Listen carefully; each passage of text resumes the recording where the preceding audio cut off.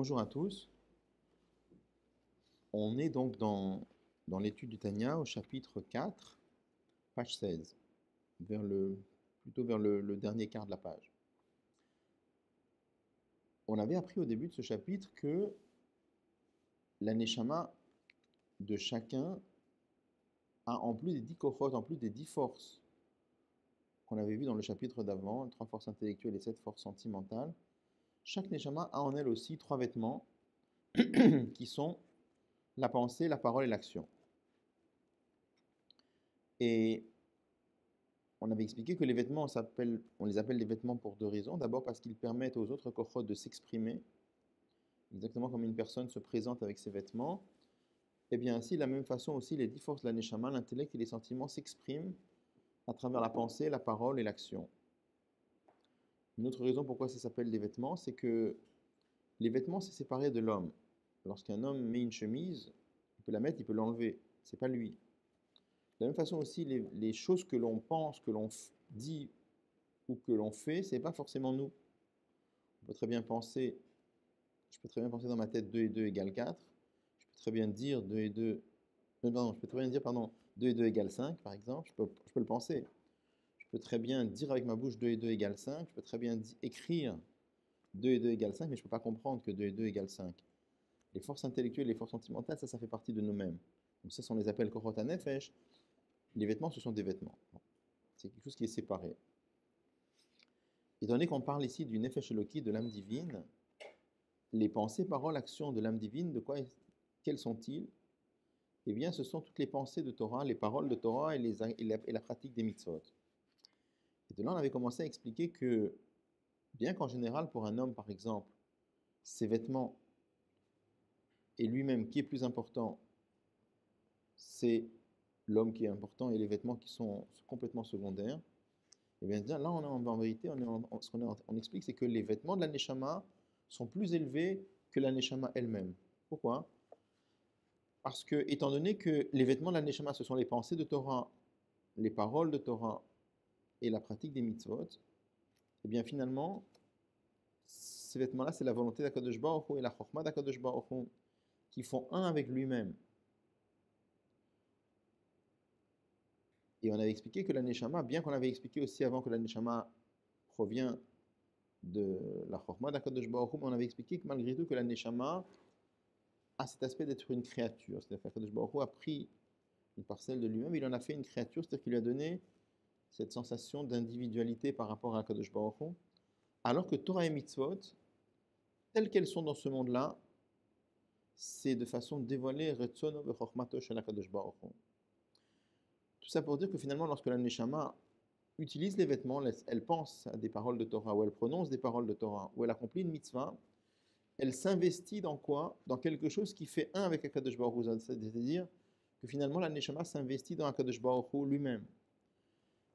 D'où l'idée que grâce au Levushim, grâce aux vêtements de la Neshama s'élève à un niveau beaucoup plus haut que ce qu'elle est elle-même. Ça, c'est l'idée qu'on voulait développer ici. Donc, on avait expliqué que la Torah, bien qu'on parle de choses matérielles dans la Torah, on avait expliqué que la Torah a voyagé, si on peut dire, par tout l'enchaînement des mondes pour arriver dans ce monde-là, pour s'habiller dans les raisonnements, dans les explications, dans les mots du Tanakh, dans l'encre. Et Akadosh Baruch Hu a fait tout ça finalement pour mettre Retzono v'chokhmato, sa volonté et sa sagesse, à la portée de tout un chacun. C'est-à-dire que n'importe qui étudie un passage de Torah, qui parle qui pense, qui réfléchit donc à un passage de Torah, ou qui parle de Torah, ou qui accomplit une mitzvah, mais finalement il s'investit dans Akadosh Baruch Hu lui-même. On avait dit que c'est la raison pour laquelle la Torah est comparée à de l'eau, de la même façon que le maître dit dans la Gemara que la Torah est comparée à de l'eau. De la même façon que l'eau quitte un endroit élevé, la montagne, pour descendre vers le bas, dans la nature. Le sens dans la Gemara, c'est pour dire que la Torah se trouve chez les gens humbles, pas chez les gens orgueilleux, des gens qui se sentent bas, pas des gens qui pensent qu'ils sont très, très importants. Mais là, on utilise cette Gemara dans un sens beaucoup plus profond, pour dire que la Torah, elle descend, mais elle descend sans variation, parce que l'eau, à la différence de, par exemple, un mètre qui explique quelque chose à un élève qui est plus bas que lui, qu'est-ce qui se passe? C'est une déperdition. Pourquoi une déperdition? Parce que lorsque le maître explique quelque chose, un élève qui est beaucoup plus bas que lui, il va forcément pas expliquer les choses telles que lui, il les comprend. Il va forcément réduire l'intensité de la lumière pour que ce soit adapté à l'élève. Donc il va transmettre qu'un aspect très superficiel de sa compréhension à l'élève. Il y a une déperdition. Par contre, quand tu dis que l'eau descend, c'est la même eau qu'il y avait en haut, c'est la même eau qui descend en bas, sans aucun changement de pureté, sans aucun changement de saveur, sans aucune variation dans l'eau. Et c'est pour ça que la Torah est comparée à de l'eau, c'est que même si elle est habillée dans des raisonnements matériels, c'est vrai, mais à la fin, c'est la même la volonté de Dieu et la chorma d'Akadosh Baruch Hu qui est descendue dans le monde matériel. Alors, on va reprendre. Je vais reprendre, si vous voulez, au point où Misham Nasa Veyarda. Alors, au Misham et de là-bas, hein, c'est-à-dire de ce niveau où elle était un avec Akadosh Baruch Hu, Nasa Veyarda, elle a voyagé, elle est descendue, Beset, Ramadregot, par les niveaux cachés. Mimadrega, le Madrega de niveau en niveau. Bishtal Sheluta Olamot, à travers l'enchaînement des mondes. La Torah est passée par tous les niveaux, tout l'enchaînement des mondes spirituels qu'il y a jusqu'à notre monde matériel. Atinit Lapsha, jusqu'à ce qu'elle s'est habillée. Bidvarim Gashmiim, dans des notions matérielles. Vinyane Olamazé, et des choses de ce monde-là. Shen Rov Mitzvot Torah Kekulan, qui sont la grande majorité des mitzvot de la Torah. Veilchoten, et dans leur halachot, dans les détails.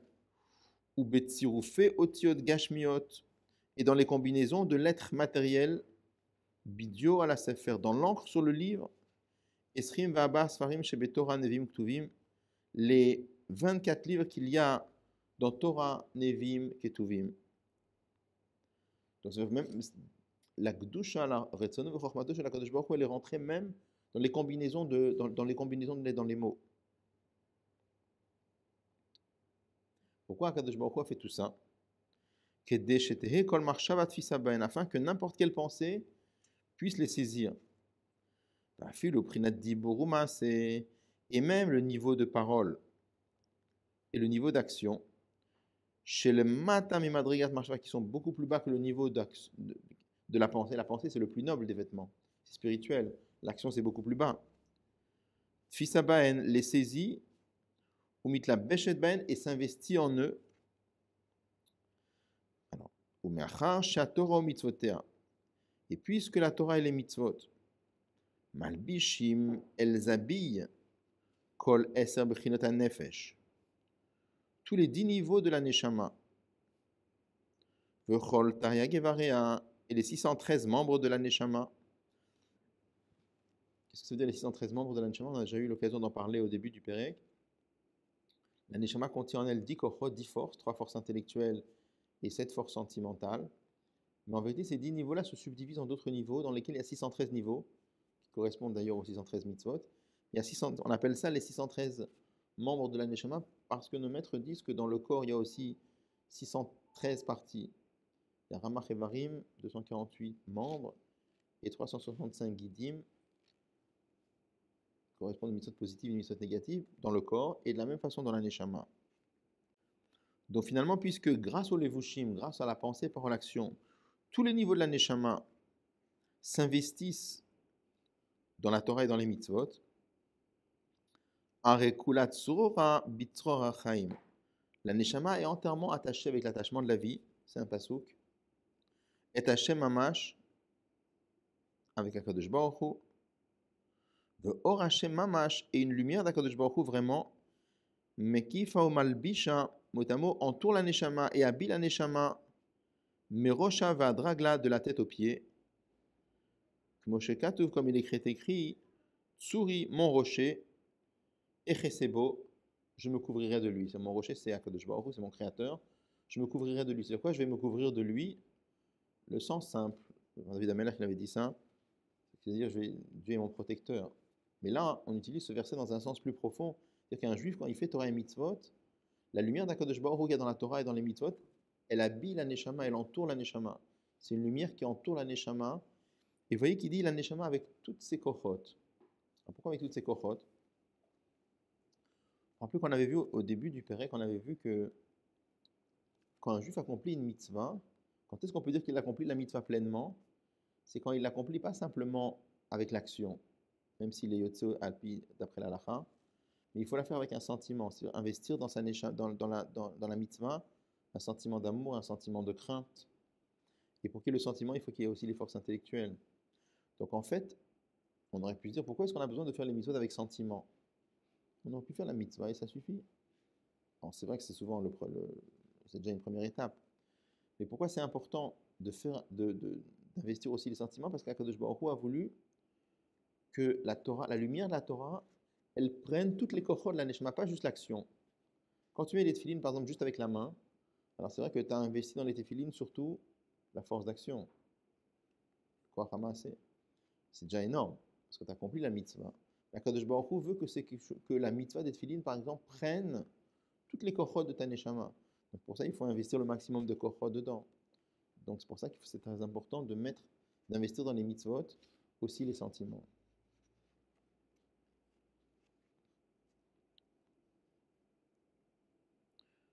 Uktiv, il est écrit dans un autre verset,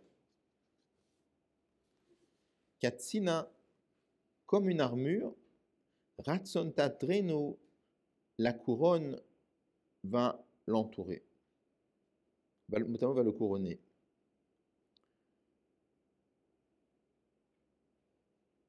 Qu'est-ce que ça veut dire que la volonté va l'entourer? On parle de la volonté d'Akadosh Baruch Hu qui va entourer la Neshama. Shur et Tsono v'Chochmato Yidbarech, il s'agit de la volonté de la Chochma d'Akadosh Baruch Hu.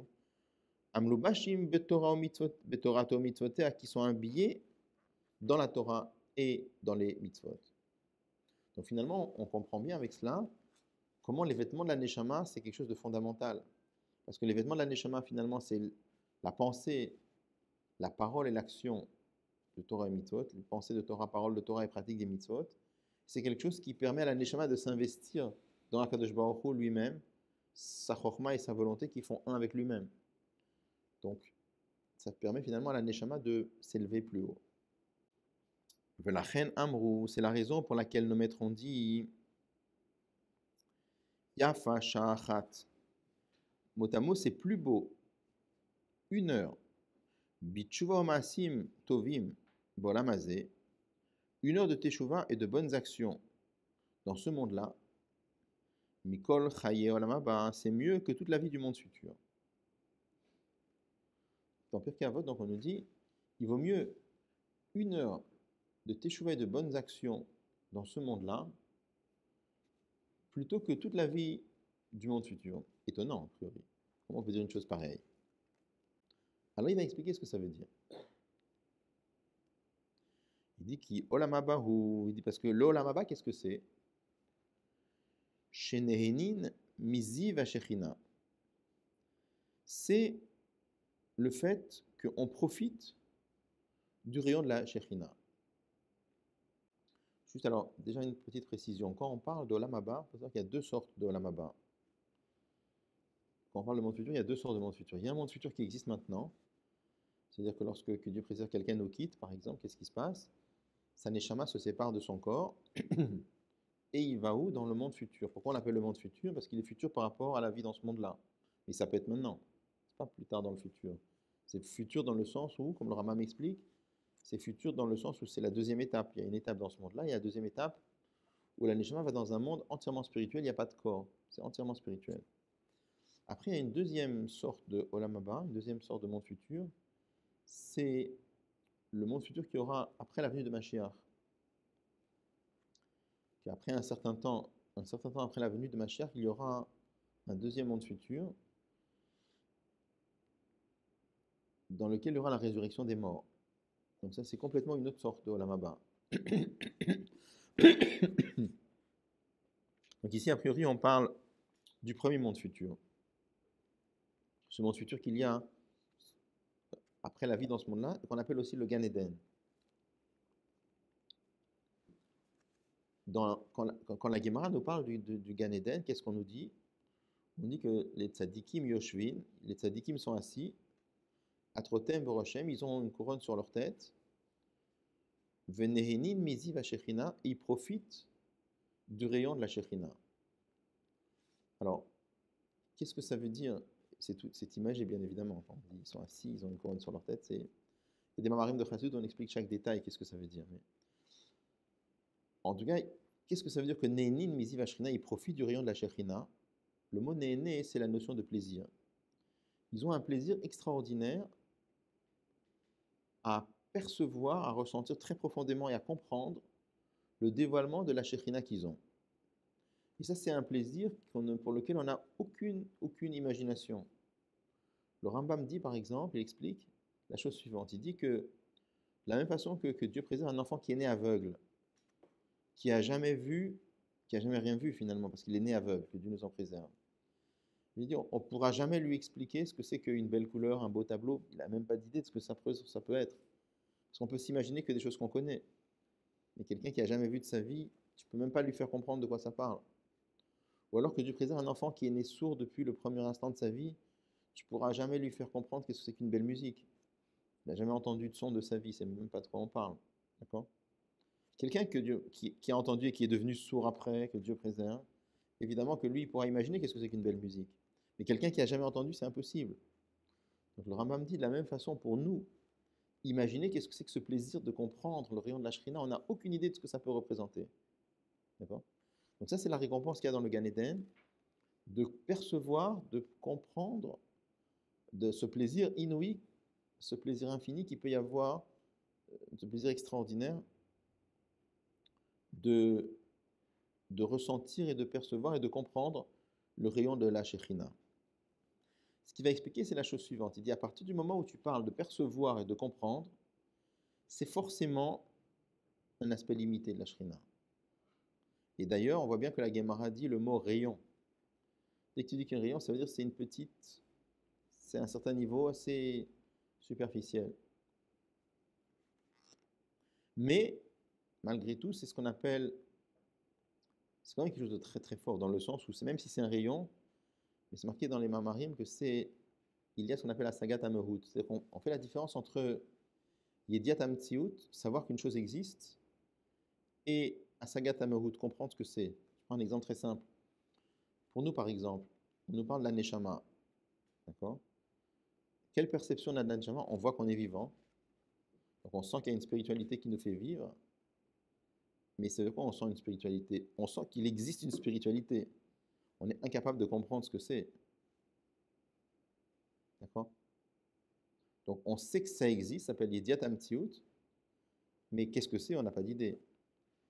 Akadosh Baruch Hu, on comprend très bien qu'on est obligé de dire qu'Akadosh Baruch Hu existe, c'est une chose, mais est-ce qu'on sait ce que c'est? Absolument pas. D'accord? Dans le Gan Eden, même si c'est un rayon, mais c'est marqué qu'ils perçoivent le qu'est-ce que c'est du rayon. Pas juste que ça existe un rayon. Ils perçoivent le qu'est-ce que c'est, ce qu'on appelle Mehut. Mehut et Mahu, qu'est-ce que c'est? D'accord?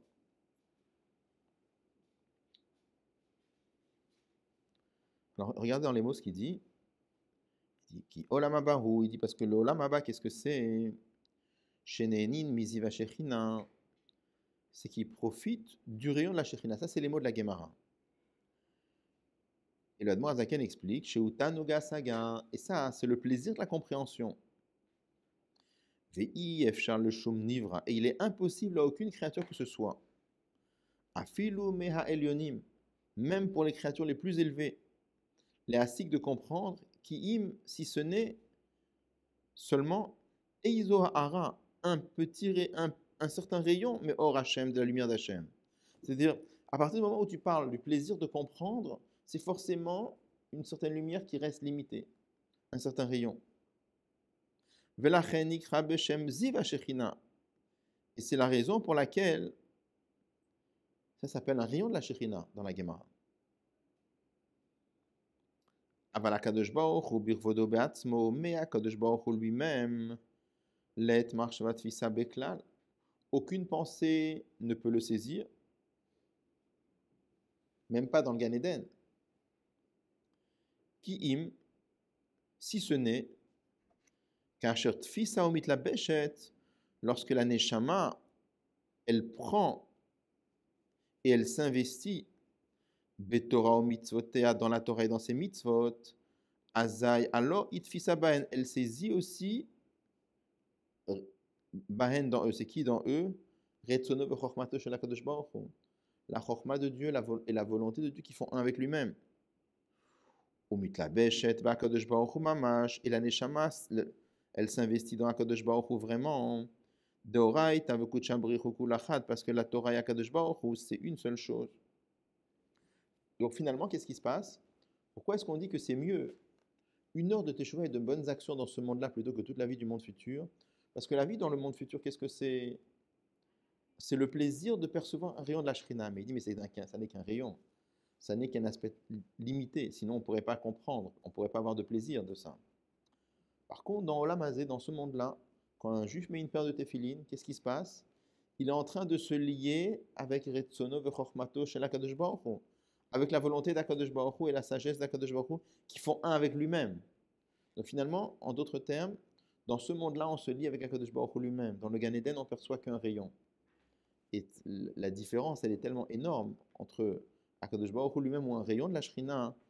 Pour ça, nos maîtres disent que c'est mieux une heure de teshuva et de bonnes actions dans ce monde-là, plus que toute la vie du monde futur. Maintenant, je voulais juste rajouter quand dans la suite du Pirkei Avot, c'est marqué là-bas, Yafa sha'achat shel korat ruach ba'olam haba mikol chaye olam hazeh. Il vaut mieux une heure de plaisir dans le monde futur, plus que toute la vie dans ce monde-là. Donc ça a l'air contradictoire. Bien évidemment que ce n'est pas du tout contradictoire. Il s'agit de deux aspects différents. En ce qui concerne le plaisir, c'est beaucoup plus fort dans Gan Eden. Pourquoi?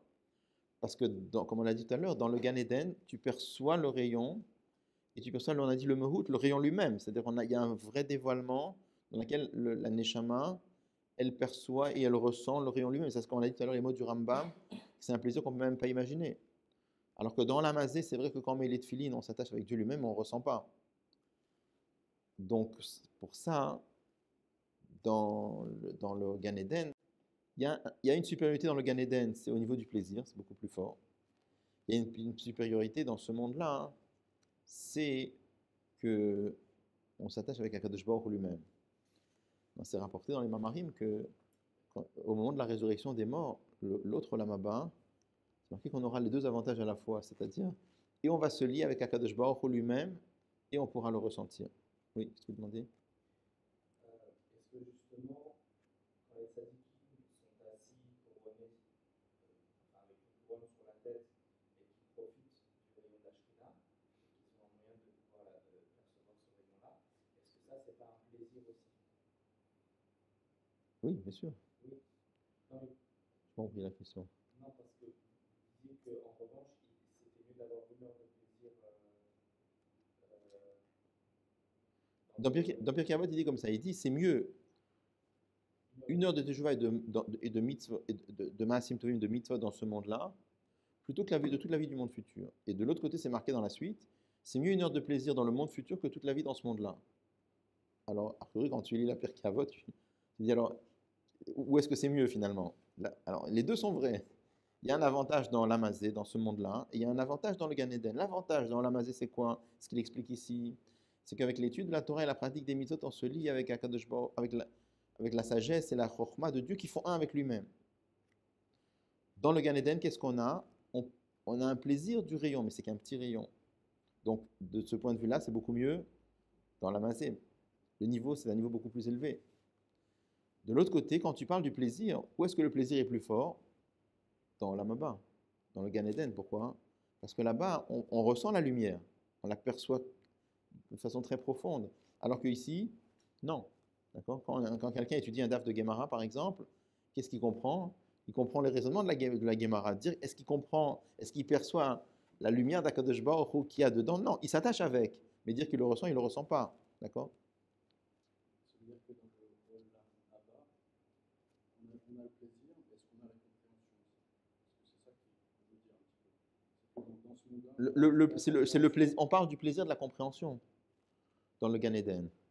C'est le plaisir de comprendre dans le rayon de la Shrina. Mais ce qui nous a dit qu'à partir du moment où tu parles de Tanug et Saga, le plaisir de comprendre, c'est forcément un rayon limité. D'accord? Maintenant, ça va ça? Je voulais simplement rajouter que c'est marqué que dans l'autre Lamaba qui aura avec la résurrection des morts, il y aura les deux avantages à la fois. D'accord? ça veut dire qu'il faut avoir un corps pour se dire ensemble. Alors, c'est vrai que j'ai dit, on a parlé du corps. Alors, en réalité, c'est une discussion entre le Rambam et le Ramban. Est-ce que dans l'autre monde futur, il y aura le corps ou non? Le Ramban dit non et le Rambam dit oui. Le contraire, pardon. Le Rambam dit non et le Ramban dit oui. Et dans la Kabbalah, on tranche comme le Ramban. Ça sera avec le corps. Et alors, il y a beaucoup de mamarim qui demandent la question. Premièrement, pourquoi avec le corps? Le corps, c'est plutôt un boulet qui vient limiter les facultés de la Neshama. Donc, comment est-ce que c'est possible? Alors, on nous dit que Moshe Rabbeinu, Avraham, Yitzhak et Yaakov, qui sont dans le Gan Eden, ils vont un jour quitter le Gan Eden pour revenir dans l'Amazé et avoir un niveau beaucoup plus haut que tout ce qu'ils ont eu dans le premier Olam Haba. On demande la question, comment c'est possible? Et on explique longuement dans les mamarim de Chassidut comment c'est possible que justement par le corps on arrivera à un niveau encore plus haut. C'est pas le sujet ici, mais c'est Le corps a un niveau spirituel qui est encore plus élevé que peut-être que. vu comme ça, non, mais voir comment avec le corps on arrivera finalement plus tard à quelque chose de plus haut encore. A priori, le corps, non, il n'est pas plus élevé tel qu'il est maintenant, non. Mais il a une source très élevée. Il a une source très élevée.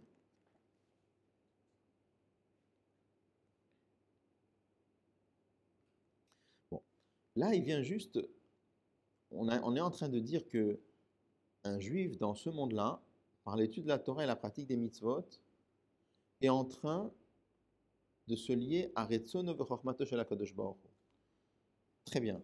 Mais finalement, Retzono v'Chochmato shel HaKadosh Baruch Hu, la volonté et la sagesse de Dieu qu'on a dans ce monde-là, par la pratique des mitzvot, c'est quand même un niveau de volonté et de Ratzon d'Akadosh Baruch Hu qui est habillé dans des raisonnements matériels ou dans des actes matériels. Quand on étudie la Gemara, par exemple, on parle de raisonnement très très matériel. Alors, comment est-ce qu'on peut dire qu'on attrape, si on peut dire, le Retzono v'Chochmato shel HaKadosh Baruch Hu à travers des choses matérielles? Alors, il dit la chose suivante. Ve'av she'atorah nitlabsha bidvarim tartonim gashmiyim. Et même si la Torah s'est habillée dans des choses basses et matérielles,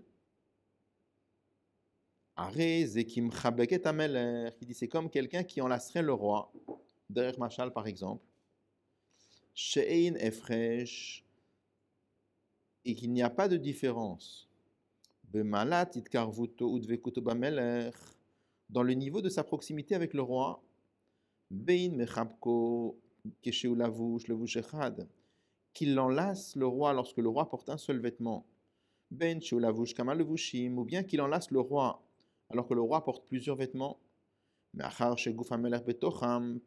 que, puisque le corps du roi est dedans les vêtements. Il y a l'idée suivante. Imaginez que quelqu'un ait le srout extraordinaire de pouvoir venir étreindre le roi. En quoi c'est quelque chose d'extraordinaire? Il est en train d'étreindre le roi. Il est en train de se lier avec le roi. Bon. Maintenant, est-ce qu'on va dire, c'est quoi, hein? Il y a un problème, c'est que le roi, il porte des vêtements. Ben non. Parce que ce qui est important, c'est quoi?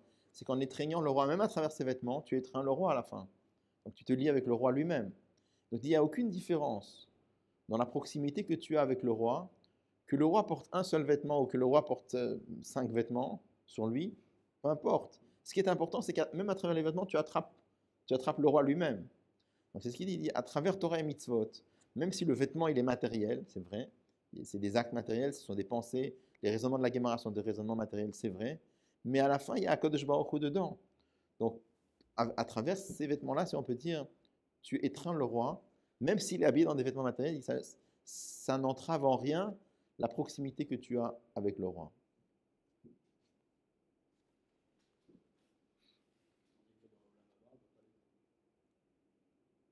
C'est-à-dire? Pourquoi? Ah, le Olam Haba, celui-là, oui, bien sûr. Oui, c'est ça. Là-bas, on peut percevoir un certain rayon. Oui, c'est ça. On est d'accord. Et de la même façon, si le roi l'étreint avec son bras, dans les deux sens.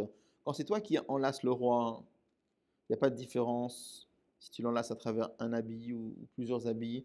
Ce qui est important, c'est que le corps du roi est dedans. Et de la même façon, dans l'autre sens, si maintenant c'est le roi qui t'enlace avec son bras, Gam shehi melubeshet toch malbusha, même si le bras du roi est habillé par ses vêtements, Alors, il n'y a aussi pas de différence combien de vêtements le bras du roi porte sur lui. Ce qui est important, c'est que le bras du roi est en train de t'enlacer.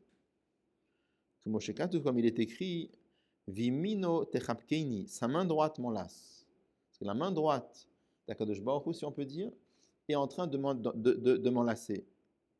De quoi ça parle? Shehi Torah. Ça représente la Torah. Shenitna mimin, qui était donnée par la main droite d'Akadosh Baruch Hu, nous dit le Midrash, évidemment. C'est imagé, évidemment, qu'il y a beaucoup d'explications en Chassidut pour expliquer ce que ça veut dire. Chez Prinat Chesed Umaim, c'est la notion de la bonté et de l'eau. La main droite, c'est la bonté, dit le Zohar. Et c'est aussi lié à l'eau. On avait dit tout à l'heure que la Torah est comparée à l'eau parce que c'est la notion de descente tout vers le bas. Toutes ces notions-là sont liées très profondément. Là, il le mentionne simplement comme ça.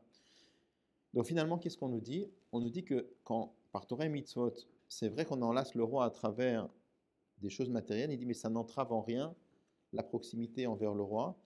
Et dans les deux sens, c'est-à-dire que ce soit toi qui enlaces le roi à travers ses vêtements, ou bien que le roi t'enlace à travers ses vêtements, c'est la même proximité. Pourquoi les deux côtés? On comprendra mieux en faisant le chapitre 5. Pourquoi il faut voir les deux côtés? Le côté où c'est toi qui enlaces le roi ou le côté où le roi t'enlace. On comprendra mieux ça si je veux dans le chapitre d'après.